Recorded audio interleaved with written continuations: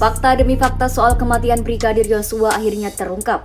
Peristiwa pembunuhan yang menjadi isu nasional ini pun kian menemukan titik terang. Tak hanya soal fakta sebenarnya, informasi serta bukti-bukti yang ditemukan pun sekaligus membuktikan bahwa banyak sekali kebohongan untuk menutupi kasus itu.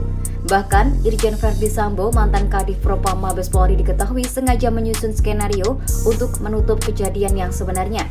Berikut ini sejumlah kebohongan dalam kasus pembunuhan Brigadir Yosua yang akhirnya berhasil terungkap. Pertama, tentang waktu kedatangan Irjen Verdi Sambo di Jakarta. Sebelumnya disebutkan bahwa rombongan Irjen Verdi Sambo tiba di rumahnya di Duren 3 pada Jumat 8 Juli. Tak berselang lama, kemudian datang rombongan istri Irjen Verdi Sambo, Putri Chandrawati.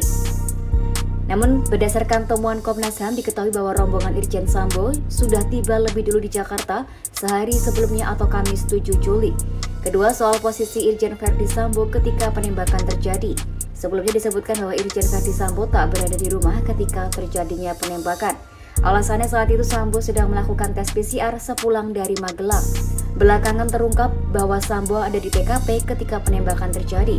Malahan Sambo yang memerintahkan Baradae untuk menembak Brigadir J. Ketika soal tembak-menembak, mulanya disebutkan bahwa telah terjadi baku tembak antara Brigadir J dan Baradae di rumah dinas Sambo. Brigadir J disebut memuntahkan 7 peluru dari pistolnya yang tak satu pun mengenai Baradae, sementara Baradae disebut memberondong Brigadir J dengan 5 peluru hingga menewaskan Yosua. Namun fakta sebenarnya tidak terjadi baku tembak di rumah Sambo. Peristiwa sesungguhnya ialah penembakan Baradae terhadap Brigadir J atas perintah Irjen Verdi Sambo. Keempat, tentang CCTV rusak. Pengusutan kasus kematian Brigadir J memakan waktu yang lama lantaran rekaman CCTV di seluruh rumah disebut mati. Di awal disebutkan bahwa CCTV di rumah dinas Sambo mati karena dekodernya rusak. Tetapi dalam perkembangannya polisi menyebut bahwa Sambo berperan dalam mengambil CCTV di sekitar TKP penembakan.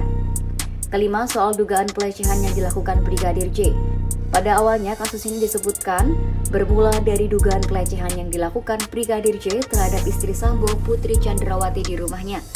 Brigadir J disebut masuk ke kamar Putri dan melakukan pelecehan hingga membuat istri Sambo itu berteriak. Selanjutnya, Brigadir J disebut mengancam Putri dengan menodongkan pistol ke kepalanya.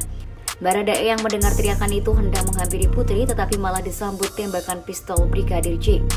Dari situlah disebutkan terjadi baku tembak yang kemudian menewaskan Yosua.